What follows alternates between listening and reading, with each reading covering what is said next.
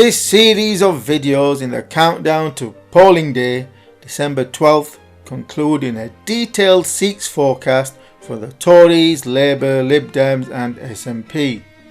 Analysis and forecast based on 9 key lessons learned from 2017 general election that I covered in an earlier video, whereas the opinion polls have consistently been wrong for now 4 UK elections in a row and thus should be ignored, whilst the most accurate predictor of UK elections has consistently been my house prices based forecasts and average earnings growth.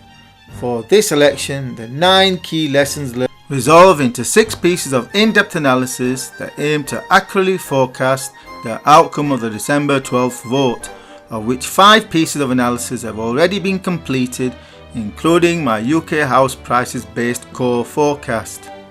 This is part 2 of my UK housing market analysis, as consistently the single most accurate predictor of UK general elections, where the first part covered how house prices forecast the previous general elections, including lessons learned from 2017, and how this analysis converts current UK house prices momentum into a Tory seats election forecast for the 12th December vote. However, note that this analysis was first made available to patrons who support my work on the 24th of November 2019. So for immediate first access to all of my analysis and trend forecasts, then do consider becoming a patron by supporting my work for just $3 per month. UK house prices momentum. UK house prices momentum since mid-2017 is settled into a trading range of between plus 5% and 0.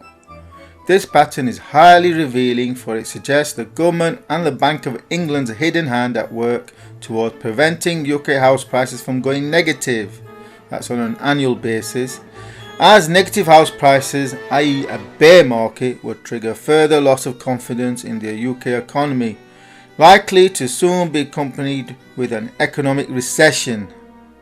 Therefore, despite the chaos of Brexit, it is clear that the government and the Bank of England are determined to do their utmost towards preventing the UK economy from tipping over into a Brexit recession, towards which keeping UK house prices positive on an annualised basis is one of their primary mechanisms towards avoiding a Brexit recession, which so far they have succeeded in doing. UK house prices general election forecast. Going into this election, we have falling momentum at plus 1.9%.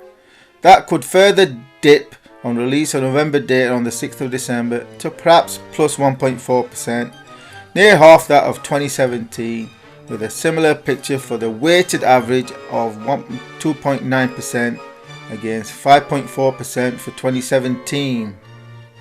In 2017, house prices momentum analysis resolved in a forecast of 330 to 342 seats, with a core projection of 334 seats, which is set against an outcome of just 318 seats for the Tories, as clearly there were a number of factors at play during 2017 Brexit chaos that are likely to repeat to some degree in this general election, which is why this analysis forms part of a series of 6 as lessons learned from 2017. To further complicate matters, this year was the mass sacking of Tory MPs by Boris Johnson, which briefly took the number of Tory MPs down to 297, though since 11 have been let back into the fold to thus stand at around 308, with most of the rest stepping down and perhaps 1 or 2 Tory rebels being able to fight and maybe win. Thus the Tories are effectively starting from a base of around 315 MPs. This analysis resolves in the Tories marginally gaining seats at the general election by increasing the number of MPs from 315 to about the halfway point to 330 of 2017, i.e. 330 minus 315 equals 322 seats, which is a far cry from that which the opinion polls have been and betting markets are currently resolving to a range of between 342 to 376 seats. Therefore, the first and most important element of my UK general election 2019 analysis concludes in a forecast for the Conservatives to win 322 seats and thus fall short of an overall majority by 4 seats. So whilst this analysis will continue in a further 5 pieces of in-depth analysis, however, I can safely say that my final forecast is unlikely to deviate by more than a handful of seats from where the UK House price momentum analysis has concluded. Namely, that it is highly probable that the Tories are heading for another minority government. So will Tories on 322 seats be enough to get Brexit done? Well, as Sinn Féin don't take the 7 seats at Westminster, then there are the Speaker and Deputy Speakers who don't vote.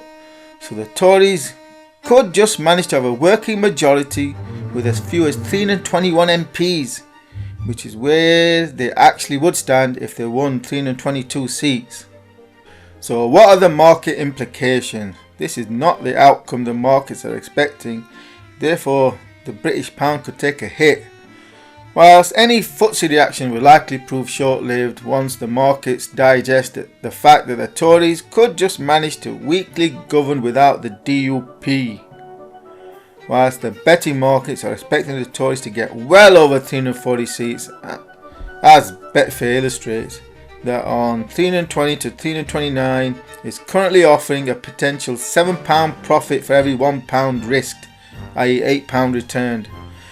Though remember, gambling is gambling. Whilst the spread bookies such as SpreadX are trading at 347. So the starting point of my extensive UK general election analysis is what the UK housing market is saying in terms of the probable outcome. Will Boris Johnson get Brexit done majority, or will Corbyn go into coalition with the Scottish independence fanatics who would make Northern Ireland's border look like a Girl Scouts picnic compared to what would follow a Scottish independence vote? So far we appear to be heading for a minority Conservative government. My next analysis in this series will take a look at the debt-fueled spending voter bribes of both political parties, to what degree they are likely to convince the electorate, especially considering the Corbyn socialist revolution that has taken Labour 2017 spending bribes and then doubled them for 2019. Now the rest of this analysis has first been made available to patrons who support my work. So for immediate first access to all of my analysis and trend forecasts, then do consider becoming a patron by supporting my work for just $3 per month. And also remember to subscribe to this YouTube channel for the next video in this series as we count down to the 12th December general election.